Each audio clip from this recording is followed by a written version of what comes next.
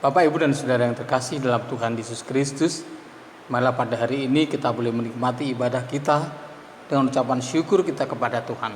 Sebelum kita memulai dan mendengarkan pemberitaan sabda Tuhan, marilah kita bersama tunduk kepala kita berdoa. Bapa yang makasih, kami bersyukur oleh rahmat-Mu, berkat anugerah-Mu, menyertai kehidupan kami, dan biarlah Engkau berbicara kepada kami. Kami yang meyakini bahwa Engkau selalu ada di tengah-tengah kami, dan itu adalah sebuah hal yang pasti terjadi karena Tuhan mengasihi setiap anak-anaknya. Oleh karena itu, pada pagi hari ini Bapa, biarlah Engkau berbicara kepada kami, menyapa kami, dan kami boleh mendengarkan suara Tuhan di dalam hidup kami dan mengerti kehendak-Mu atas hidup kami. Meskipun di masa-masa yang sulit sekalipun, kasih-Mu tetap nyata dalam hidup kami, sehingga kami tidak merasa terpuruk oleh karena keadaan kami, tapi kami tetap tegar menikmati perarakan kemenangan Allah di dalam hidup kami sehari-hari. Terima kasih Bapa, nyatakanlah itu semua kepada kami siap mendengarkan. Dalam nama Tuhan Yesus kami berdoa, amin. Bapak, Ibu, dan jemaat yang terkasih dalam Tuhan, firman Tuhan hari ini terambil dari Mazmur pasal 68 ayat 1 sampai dengan ayat 5, yang demikian bunyi firman Tuhan. Untuk pemimpin biduan, Mazmur Daud, nyanyian. Allah bangkit, maka tersiraklah musuh-musuhnya. Orang-orang yang membenci Dia melarikan diri dari hadapannya. Seperti asap hilang tertiup, seperti lilin meleleh di depan api, demikianlah orang-orang fasik binasa di hadapan Allah. Tetapi orang-orang benar bersuka cita. Mereka beria-ria di hadapan Allah, bergembira dan bersuka cita. Bernyanyilah bagi Allah, mazmurkanlah namanya, buatlah jalan bagi Dia yang berkendaraan melintasi awan-awan. Namanya ialah Tuhan, beria-rialah di hadapannya. Amin, terpujilah nama Tuhan, dan berbahagia setiap orang yang membaca firman Tuhan, merenungkan dan melakukan di dalam hidupnya sehari-hari. Bapak, Ibu, dan Saudara yang terkasih dalam Tuhan, setiap orang Kristen bakal pasti memahami bahwa Mazmur adalah tulisan-tulisan refleksi atas kehidupan Daud di dalam hidupnya sehari-hari. Kita tahu bahwa firman ini membawa satu keyakinan hidup kita, bahwa Tuhan menyapa kita melalui perjalanan hidup Daud. Meskipun kalau kita lihat secara nyata, kita lihat dari satu pasal ke pasal yang lain, ada beberapa juga penulis-penulis yang lain, tidak hanya Daud yang menuliskan. Misalnya seperti Asaf, itu juga menuliskan beberapa mazmur yang dapat kita lihat pada bagian-bagian mazmur yang lain. Tetapi semua itu tetap dirangkum menjadi satu bagian sebagai mazmur Daud, sehingga orang memahami betul-betul sebuah pergumulan kehidupan Daud, juga sebuah pergumulan ibadah, perenungan ibadah, dan keinginan mereka untuk berjalan mendekati atau datang kepada bait suci yang kudus. Oleh karena itu, Bapak, Ibu, dan Saudara, marilah kita boleh memahami firman Tuhan ini dengan sangat sederhana, mulai hal-hal yang pertama dari ayat yang pertama, yang demikian bunyi firman Tuhan. Untuk pemimpin biduan, Mazmur Daud, nyanyian. Dari sini kita sudah melihat dan memahami bahwa Mazmur itu adalah kumpulan syair atau juga dikatakan syair yang dinyanyikan. Bahkan ada bagian-bagian di mana itu adalah sebuah nyanyian ketika manusia, ketika kita semua, ketika anak-anak Tuhan, ketika umat Israel berjalan menuju ke bait suci. Jadi dari satu step ke step yang lain mereka berjalan, dan disitulah dia merenungkan di dalam perjalanan. Dan di situ kita melihat beberapa mazmur yang berbicara soal persaudaraan, soal kebersamaan, dan juga di situ kita boleh berbicara juga tentang keluarga dan juga kemenangan Allah di dalam kehidupan umat manusia. Allah menjadikan umat manusia sebagai anak-anaknya supaya mereka boleh menemukan hidup bersama dengan Tuhan di dalam hidupnya. Jadi di situ kata nyanyian itu menunjukkan bahwa itu adalah syair yang dinyanyikan. Kita boleh melihat itu secara detail kalau kita mau memikirkan atau mau menggumuli satu bagian demi satu bagian. Tetapi firman Tuhan dalam Mazmur 68 jelas di situ kita melihat bahwa itu adalah nyanyian yang dilantunkan oleh Daud dengan kecapinya yang indah, supaya kita boleh merenungkan setiap perkataan-perkataan itu dan sebuah refleksi dari kedalaman hati Daud untuk menemukan Tuhan yang sedang berkarya atas dirinya. Maka di situ kita juga melihat di situ ada nyanyian ketika Daud ada di Gua Adulam, bagaimana dia harus berkumpul dalam keadaan di mana dia harus ditekan oleh Saul dan dia harus bersembunyi, menyembunyikan diri di gua-gua, menyembunyikan diri di gunung-gunung, di Gunung Adulam. Itu bisa kita temukan juga di dalam Mazmur Daud. Di dalam Mazmur pasal 68, di situ kita boleh mendengar atau membaca dikatakan Allah bangkit maka terseraklah musuhnya. Allah bangkit maka terseraklah musuhnya. Dari bacaan ini kita bisa memahami bahwa itu adalah sebuah nyanyian kemenangan Allah di dalam kehidupan yang mulai sulit, yang sangat sulit, di mana orang-orang merasa tertekan dan tertindas. Banyak orang berseru-seru, Tuhan, kenapa kok hidupku seperti ini?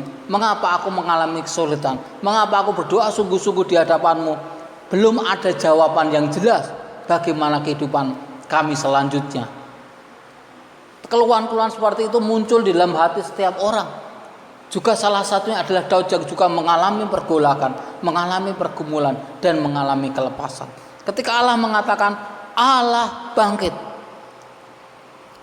nyanyian Daud seperti itu menunjukkan sungguh bahwa Tuhan sedang melakukan sesuatu. Dengan cara bagaimana? Ia bangkit. Itu menyatakan bahwa Allah, orang Israel, Allah Yehuda adalah Allah yang hidup, Allah yang tidak mati, Allah yang tidak saja berdiam diri, tapi Allah yang bertindak di dalam kehidupannya. Allah yang melakukan sesuatu di dalam karyanya yang luar biasa. Allah yang hidup untuk memelihara setiap orang, sehingga Allah itu adalah Allah sang pemelihara. Bapak, Ibu, dan saudara yang terkasih, maka tersiraklah musuhnya. Artinya apa? Tidak ada sesuatu pun yang mampu menghadang segala kehidupannya ketika Allah berdiri di hadapannya. Begitu Allah bangkit, maka tersiraklah musuhnya. Tidak ada satu kuasa pun yang mampu berdiri di hadapan Tuhan. Kalau kita membaca dari kisah Tawari, kita tahu jelas bahwa ketika Allah turun di bait suci, maka tidak ada satupun orang yang mampu berdiri. Mereka hanya bisa delosor, kalau orang Jawa mengatakan begitu. Artinya apa? Tidak mampu dengkulnya itu menerima kehadiran Tuhan. Mereka tidak mampu melihat Tuhan. Bahkan mereka menundukkan kepalanya sampai ke lantai. Itu semua orang yang ada di sana. Jadi di sini kita melihat bahwa tidak ada kekuatan satupun yang mampu menghadapi Allah yang hidup itu, Allah yang berkuasa itu di dalam kehidupan umat manusia. Maka jelas dikatakan terseraklah musuhnya. Jadi orang-orang yang menentang Tuhan, melawan Allah di dalam hidupnya, tidak akan mampu menghadapi Allah. Bapak, Ibu, dan saudara yang terkasih, ayat selanjutnya dikatakan orang-orang yang membenci Dia melarikan diri. Jelas sekali bahwa di situ ada orang yang membenci, orang yang membenci Allah, orang yang melakukan sesuatu di hadapan Allah dengan tidak baik. Dia akan melarikan diri karena apa? Akan ketahuan. Apapun yang dilakukan akan ketahuan. Sehingga mereka melarikan diri, mereka bersembunyi dari Allah karena mereka tahu bahwa Allah itu sedang bertindak, Allah sedang menyaksikan, Allah sedang memandang kita atau memandang semua orang, supaya orang itu bertindak adil dan benar, dan kejahatan tidak lagi berkuasa atas dunia ini, atas umat manusia, sehingga mereka melarikan diri. Kemudian dikatakan ayat yang selanjutnya, seperti asap hilang tertiup, seperti lilin meleleh di depan api, demikian orang-orang fasik binasa di hadapan Allah. Mereka lari pun sebenarnya percuma kalau kita sesuaikan dengan bacaan kita hari ini, karena mereka lari pun mereka akan hilang tertiup angin, atau seperti asap yang tertiup hilang begitu saja, atau seperti lilin meleleh di depan api, karena tidak ada satupun daya. Kemudian demikian juga orang-orang fasik, orang-orang jahat, orang-orang yang merencanakan kejahatan, orang-orang yang bertindak jahat. Kalau masa-masa kini Bapak, Ibu, dan Saudara, kita bisa melihat orang-orang seperti ini adalah orang jahat, jelas sekali. Tetapi juga kalau kita melihat secara jelas, secara detail dan merefleksikan hidup kita sehari-hari, maka kita tahu bahwa itu pun sebetulnya sedang menegur kita di dalam hidup kita. Apakah kita di hadapan Allah itu adalah orang-orang yang masih memiliki hati yang cenderung berbuat jahat kepada sesamanya, menjadi orang-orang yang egois, yang hidup hedonis, kemudian orang-orang yang cenderung memfitnah orang lain atau melakukan sesuatu perencanaan jahat pada orang lain. Maka di sini kita harus belajar bahwa sungguh-sungguh Allah kita itu Allah hidup. Kalau kita melakukan hal-hal seperti itu, maka Allah akan melihat kita sebagai orang-orang fasik. Apakah kita ingin dilihat oleh Allah sebagai orang-orang fasik? Tentu tidak. Kita ingin menjadi orang yang tulus dan murni di hadapan Tuhan, orang-orang yang setia di hadapan Tuhan, orang-orang yang sungguh-sungguh mengasihi Allah dengan bertindak kepada sesamanya dengan benar. Oleh karena itu saudara-saudara yang terkasih dalam Tuhan, maka itulah yang harus kita lakukan.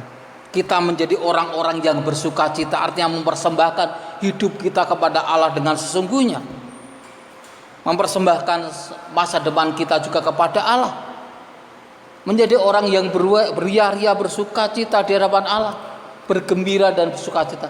Hanya orang-orang yang jujur, hanya orang-orang yang setia, hanya orang-orang yang mengasihi Tuhan yang akan menikmati hal-hal seperti ini dalam kehidupannya. Allah tahu bahwa kita sebenarnya manusia yang berdosa, manusia yang perlu penyelamatan. Allah tahu bahwa Dia mempersembahkan anaknya, anak yang tunggal, supaya setiap orang yang percaya itu tidak binasa, melainkan perlu hidup yang kekal. Dia menyerahkan anaknya sendiri supaya kita dapat diselamatkan. Itu sebagai bukti bahwa ketika Allah bangkit, ketika Allah hidup itu membawa kita kepada kebenarannya.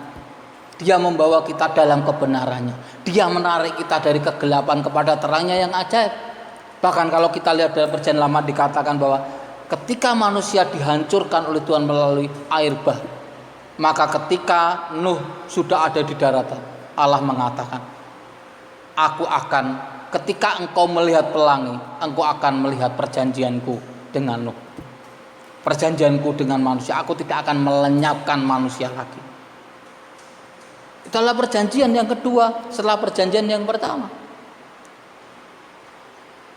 Kita begitu memahami bahwa sungguh-sungguh Tuhan itu mengasihi kita. Bahkan di dalam perjanjian yang pertama dia akan mengatakan, keturunan perempuan itulah yang akan meremukkan kepala ulat. Itu jelas sekali bahwa Tuhan dalam perjanjian pertama Dia mengutus keturunan dari perempuan itu, yaitu Tuhan Yesus sendiri, supaya apa? Menarik manusia dari kegelapan kepada terangnya yang ada ajaib.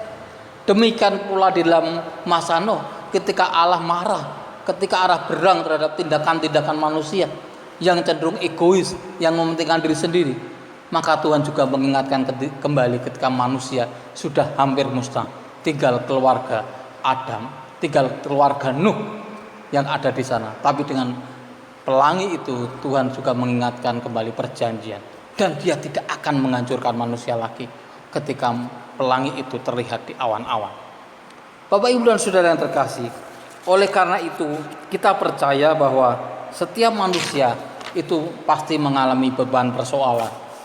Disitulah kita harus berpikir ada di dalam dua sisi. Ketika kita persoalan kita yang sulit-sulit itu, apalagi mendekati masa-masa ini, kita tahu bahwa corona sedang melanda kita. Tidak ada satupun jalan kita bisa berkelit karena corona tidak kelihatan. Segala sesuatu dibatasi, hubungan dengan orang lain pun ada social distancing, ada juga physical distancing. Supaya apa? Supaya kita tidak terpapar kalau orang itu misalnya menderita virus tapi tanpa gejala. Kita berusaha memakai masker dan lain sebagainya. Memang situasi itu sulit. Tetapi ada dua hal yang bisa kita lakukan, yaitu bertindak baik dengan melakukan sesuatu yang baik. Meskipun kita dibatasi, tetapi hati kita adalah tetap hati orang percaya, hati orang yang diselamatkan. Dan sebagai bakti kita kepada Tuhan, kita pun patut untuk melakukan kebaikan-kebaikan di dalam hidup kita sebagai kasih kita kepada Allah, karena Ia lebih dulu mengasihi kita. Kita bisa melakukan banyak hal. Kita bisa menengok tetangga kita yang tidak punya, tengok bagaimana keadaan situasinya, meskipun kita tidak bersentuhan. tetapi kita bisa memperhatikan mereka. Itu hal yang bisa kita lakukan dalam hidup kita. Ataupun kita ingat-ingat teman-teman gereja yang terdampak, mungkin kena PHK karena situasi yang sulit seperti ini, banyak perusahaan yang tutup karena order-order tidak ada, misalnya seperti itu. Itu pun kita bisa melakukan dengan apa, misalnya dengan secara mandiri, kita membagi sesuatu yang bisa memperpanjang harapan hidup bagi saudara-saudara kita yang lain. Itu bisa lakukan. Itu yang baik. Tetapi ada kalanya orang-orang juga berpikir-pikir, egois, mementingkan diri sendiri, bahkan rela mengorbankan orang lain juga. Ketika kita mendengar bahwa ada ribuan narapidana, bahkan tidak ribuan, ya kita boleh mendengar itu di media massa, ada puluhan ribu mereka yang sudah menjalani 2/3 penjara, 2/3 masa tahanan, mereka dibebaskan. Ya tentunya adalah pembebasan dengan jaminan. Disitulah pemerintah membebaskan mereka daripada di dalam pun mereka terkena corona. Tetapi di luar kita lihat beberapa kasus di sekitar kita, mereka melakukan perampokan lagi, mereka melakukan pungutan liar lagi, artinya memeras.